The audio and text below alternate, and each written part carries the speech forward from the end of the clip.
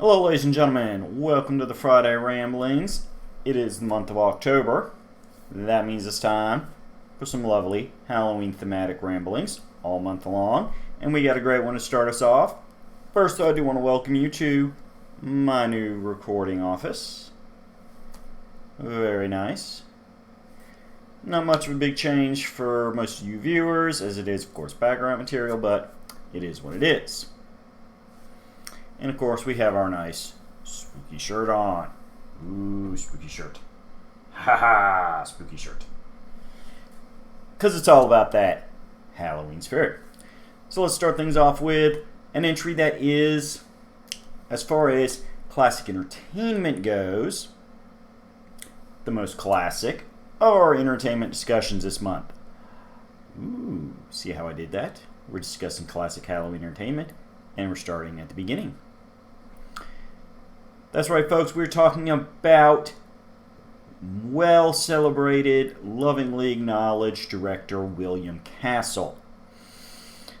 So let's go ahead and break this down and get into the nitty-gritty, because that is what is fun about the season of Spooky. William Castle, born William Schloss Jr., was born on April 24th, 1914, and died on May 31st, 1977. He was an American film director, producer, screenwriter, and actor. Orphaned at the age of 11, Castle dropped out of high school at 15 to work in the theater. He then came to the attention of Columbia Pictures for his talent for promotion and was hired. He learned the trade of filmmaking and became a director, being well known for churning out competent B movies and promoting them most excellently with different gimmicks tailored to the content of each movie. He would eventually strike out on his own, doing work for, whatever he wanted to do, primarily focusing on thrillers, and that being his greatest bread and butter, though he did technically do some non-horror thrilly stuff. His biggest budget and most iconic film, though, is Rosemary's Baby, a '68 American psychological horror film written and directed by the highly infamous Roman Polanski, starring Mia Farrow, John Cassavetes, Ruth Gordon, Ralph Bellamy, and many others, including the feature film debut of Charles Grodin. Besides being an excellent psychological thriller in its own right, Rosemary's Baby is often cited as being an influence for a trend in Hollywood movies about satanic cults.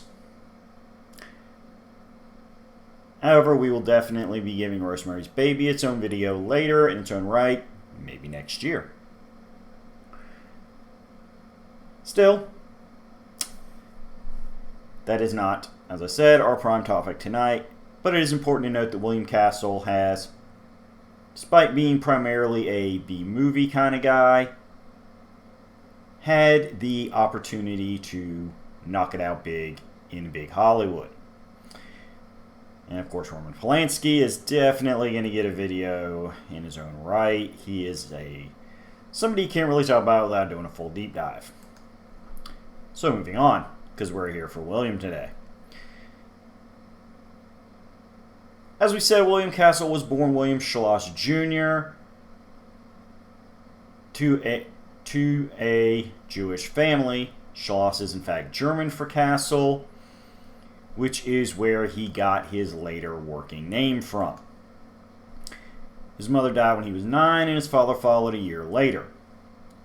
He lived for a time with his older sister. Castle would eventually marry Eileen Falk, with whom he had 2 children. William's first major influence was when he went to go see the Bela Lugosi starring Dracula, eventually meeting Lugosi himself and deciding that he not only wanted to make movies, but specifically he wanted to, quote, scare the pants off the audience. Because let's face it, Bela Lugosi played some spooky roles on camera. Good for him. He eventually obtained Orson Welles' phone number and persuaded Welles to lease him the Stony Creek Theater in Connecticut, as Welles himself was leaving to begin filming Citizen Kane.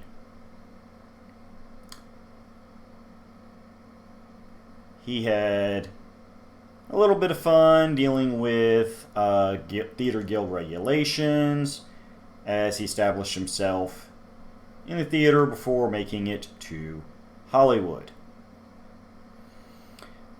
Perhaps most notorious is that he began his first publicity stunt during this period as having hired the German-born actor Ellen Schwanke. As always, I do apologize if I have mispronounced that last name. And taking advantage of the fact that while working with Ms. Schwanke, Nazi Germany sent her an invitation to a Munich performance. Castle seized the opportunity for his first publicity stunt. Castle released to the newspapers what he claimed was a telegram he had sent turning down the request, portraying his star as, quote, the girl who said no to Hitler. To add to the sensationalism, he secretly vandalized the theater and painted swastikas on the exterior. This publicity stunt worked, and the resulting publicity ensured the success of the play, not for children, which was done in German as part of those guild regulations that German-born actors could only perform in plays originating from Germany. Again, it was the era of Germany's not our friend. They're really bad people. It's a thing. So he basically created a play over the course of 48 hours to get her work in America, specifically work for him. At the age of 23, he left for Hollywood to work for Harry Cohn at Columbia Pictures. Eventually, he learned the film business and graduated to directing his own B-movies, starting with Chance of a Lifetime in 1943, as well as directing 4 movies in the Whistler series. As we stated before, Castle very quickly gained a reputation that studio heads were happy to be aware of, in that he would get movies done on time and under budget. Because, hey, the less a movie costs and the less hassle it is to make, the more profit there is in the movie. He also worked as assistant producer on Orson Welles' film noir, The Lady from Shanghai, doing much of the second unit location work. Ultimately, Castle began making films independently, and this is where his legend solidified. He financed his first movie, Macabre, by mortgaging his house, and came up with the idea to give every customer a certificate for a $1,000 life insurance policy from Lloyd's of London in case they should die of fright during the film. He also stationed nurses in the lobbies with hearses parked outside the theaters. Macabre would go on to be a big hit, and there is no documentation of anybody legitimately dying of fright and their families cashing in the life insurance policy. Again, marketing gimmicks. Other films and gimmicks that followed included, during House of Haunted Hill, it claimed that it was filmed in Emergo, in which a skeleton with red lighted eye sockets attached to a wire floated over the audience in the final moments of some showings of the film, paralleling the action on screen when a skeleton rises from a vat of acid and pursues one of the villainous characters. Eventually, once word got out about the skeleton, kids would attend just so they could try to pelt it with candy and other assorted objects, taking a little bit of sting out of the gimmick, although on those first showings it was quite a big surprise for the audience. Later, the movie The Tingler was filmed in Percepto. The title character is a creature that attaches itself to the human spinal cord and is activated by fright, only being destroyed by intense screaming. Castle thus purchased military surplus airplane wing de-icers, which consisted primarily of vibrating motors, and had a crew travel from theater to theater, attaching them to the underside of some of the seats. As in that era, a movie did not necessarily open on the same night nationwide. Thus, you could do a gimmick in different cities on different nights, and nobody know about it in that particular city. This is highly similar to the logic in the old wrestling territory days, where wrestlers would do the same match and the same angle in different towns around the territory because there was no widespread television, so nobody outside of that city saw that angle. Same basic idea. All this meant that in the finale, one of the creatures is stated to have gotten loose in the movie theater itself in a bit of very early fourth wall bending meta writing, and thus the buzzers to set off the vibrating motors were activated as the film's star, Vincent Price, warned the audiences to scream for your lives. Although some early sources incorrectly stated the seats gave actual electrical jolts. Future filmmaker John Waters, who you may know from movies like Hairspray and Pink Flamingos, recounted how as a youngster he would search for seats that had been wired in order to enjoy the full effect.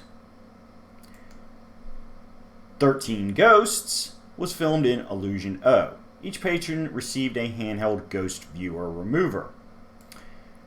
During certain segments of the film in which the characters themselves would don their special glasses, a person could see the ghost by looking through the red cellophane or hide them by looking through the view, or the blue part of the viewer.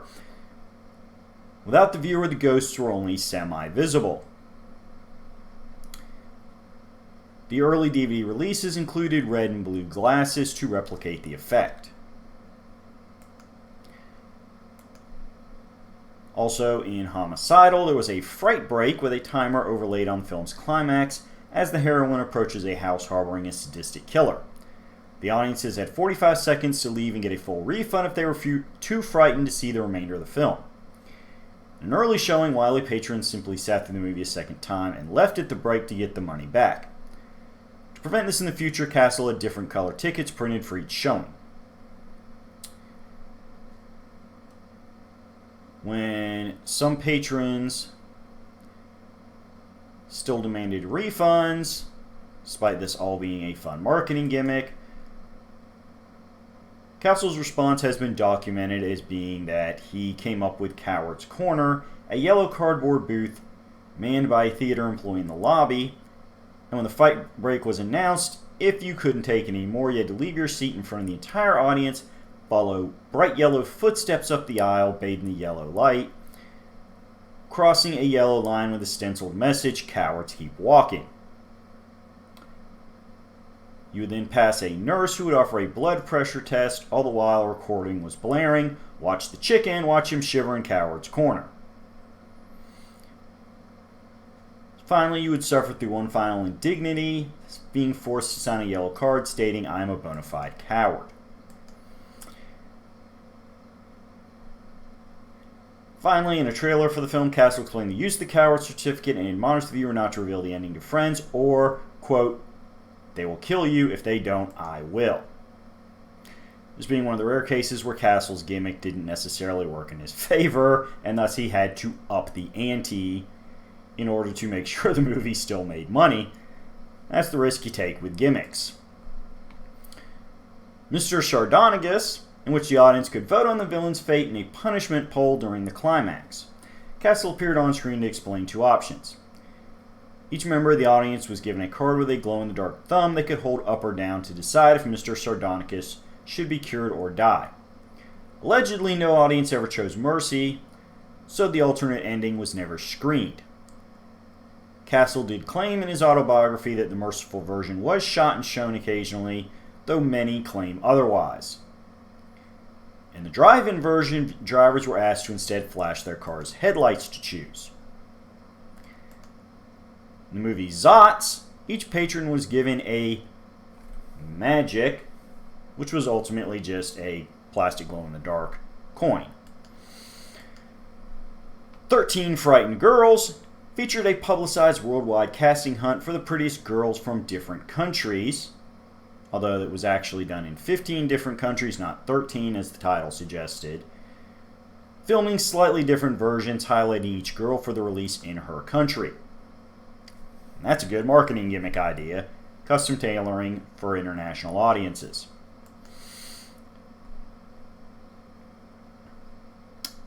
Advised by his financial backers to eliminate gimmicks as the years went by, for Straitjacket, Castle hired Joan Crawford to star and sent her on a promotional tour to select theaters.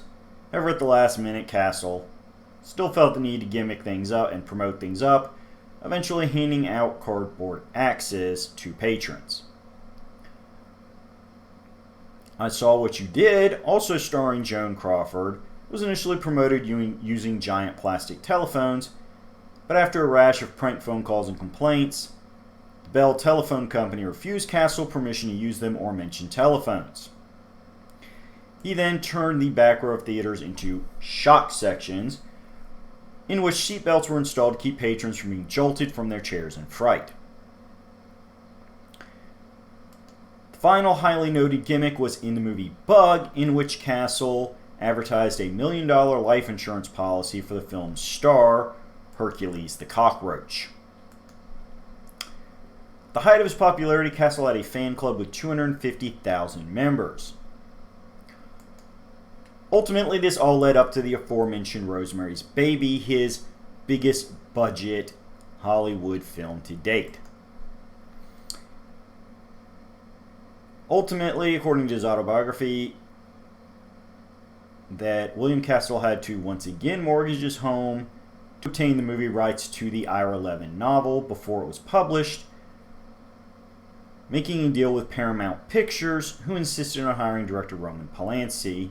Castle himself would produce the film.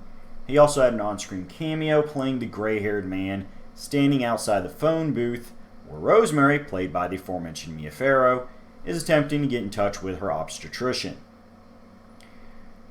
Castle, however, was unable to build on the film's success, eventually suffering kidney failure soon after its release. By the time he recovered, all the publicity and momentum was lost, and he went back to making B-movies. Castle would later die, as we said before, on May 31st of 1977 of a heart attack in Los Angeles, California. He is interred in the Forest Lawn Memorial Park Cemetery in Glendale, California.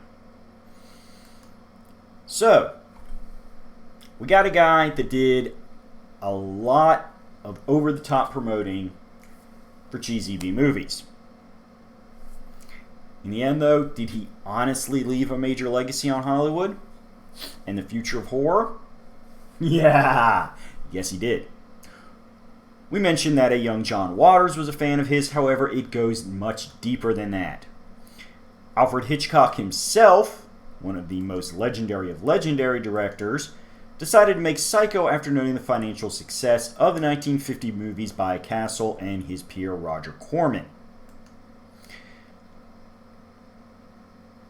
John Waters is not only a fan of William Castle, but has been quoted as saying that Castle's films made Waters want to make films, and that, quote, William Castle was God. Waters himself would portray Castle in an episode of the FX television series Feud, which depicted the notorious rivalry between Bette Davis and Joan Crawford through the production and aftermath of Whatever Happened to Baby Jane.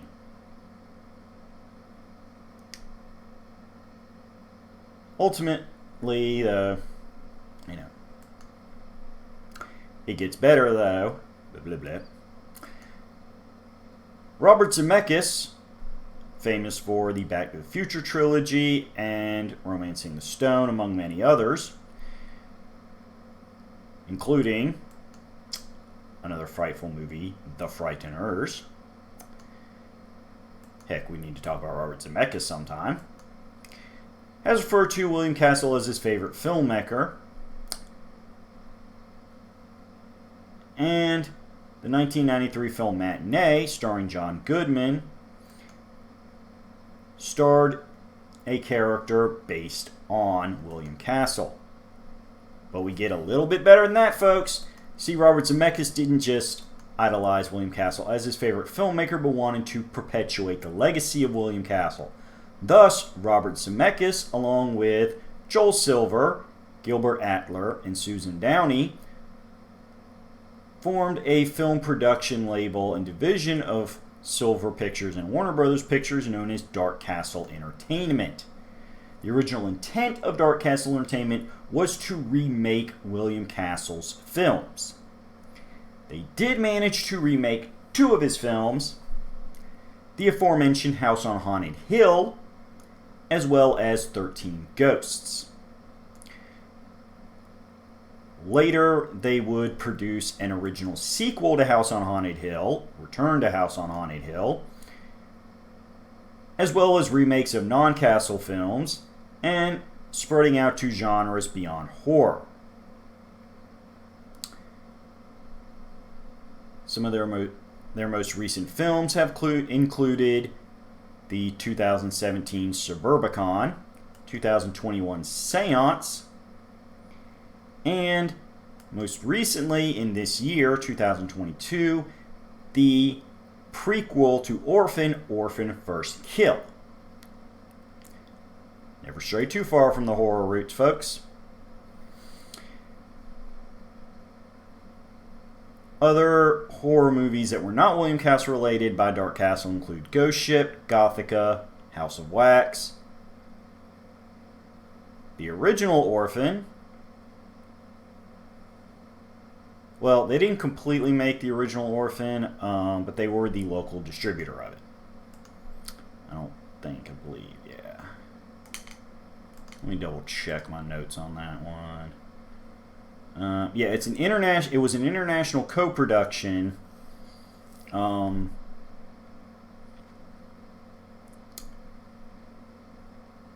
Dark Castle Entertainment was the United States arm of that international co-production. So, partial credit. Still, both Orphan films with future sequels apparently in the planning. Still, as we mentioned, as far as William Castle goes, we have House on Haunted Hill, with honorary, which was remade in 1999, directed by William Malone, starring Jeffrey Rush, Famke Janssen, Taye Diggs, Bridget Wilson, Chris Kattan, and others, getting its own original sequel in Return to House on Haunted Hill in 2007. This time directed by Victor Garcia, as well as 13 Ghosts, directed by Steve Beck, and starring Tony Shalhoub, Matthew Lillard, Shannon Elizabeth, and F. Murray Abram, and others. Out of the remakes, the 2 remakes, I do prefer 13 Ghosts. It's got a good sense of humor to it, and the whole gimmick of that the characters within the movie can only see the ghosts when they wear special goggles, and thus, if you lose your goggles, you are never going to see it coming. It's a brilliant element to it. Not to mention the fact that Tony Shalhoub is really one of a underestimated actor of our time. He's done some incredible television work as well as TV supporting work, and he shined as a main star in 13 Ghosts. If you're looking for a quick movie that'll give you a little bit of a hint of William Castle's vibe, check out the remake of 13 Ghosts, or even better, try to track down the original 13 Ghosts. Good times, good times. As far as your lifetime gross is for William Castle films, the highest ranking one is wait, hold on. No, that's the remakes for Castle Entertainment. Excuse me. Let me go back. Doopy-doopy-doop.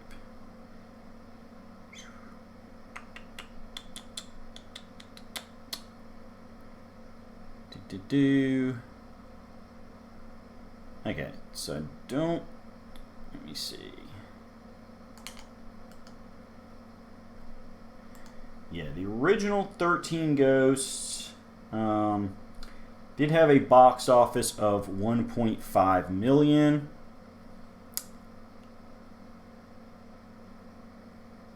Which is, I mean, really good money at that time period. Because you got to remember, this came out in 1960.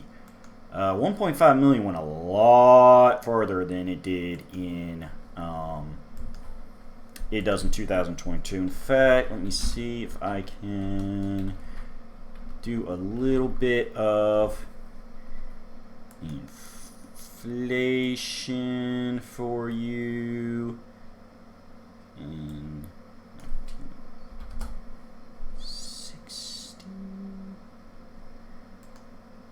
he said that was 1.5 million.